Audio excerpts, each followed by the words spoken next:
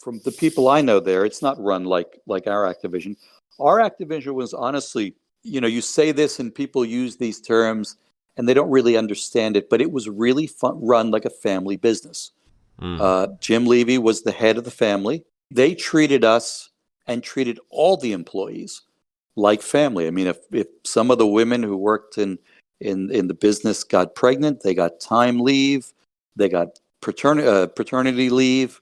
If people were sick, they really took care of you. It was so much so that my ex's mother, she was an artist, and she actually created for us the Activision family tree, which is a beautiful drawing that shows the center of the tree being Jim Levy and the 4 designers from Activision, and then all the leaves and branches root out to everybody. And at one point, we had 150 or more employees in the U.S. and abroad. We had guys in Europe. We had sales offices in London because we were selling our games everywhere. Mm-hmm. Every time we did a cartridge, we had to do a PAL version. We even did a CCAM version, which was sold over in the Middle East.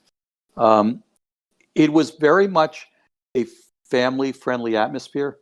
When Gary and I joined in May of 1982, we got a memo 2 weeks later that said, hey, in June, we're going to all be going on the Activision family vacation to Hawaii. And wow. You can bring a spouse or spouse equivalent for 4 days on Maui of fun in the sun. And we all got a set of Activision luggage. And they literally really knew how to motivate people and keep people happy in their workplace. And we were treated like rock stars. The only place in the building that was not accessible to anyone was the lab. We had to have a card key to get into it. No one else was allowed in. No one could really speak to us about what we were doing. And we would go out to California and visit with Bob and Al and Larry and Dave often. And then we go out to like a Marie Callender's or one of the places in Silicon Valley, and you couldn't talk about what you were doing because the walls had ears. Sure. And we actually used to have kids call our office and call their office and say that they were us. So we actually had kids call our office and say, "Hi, I'm David Crane. Can I talk to Gary?" So much so that we actually had code words that we would use. So if somebody called Dave Crane and said it's Dan, he would actually ask a code word.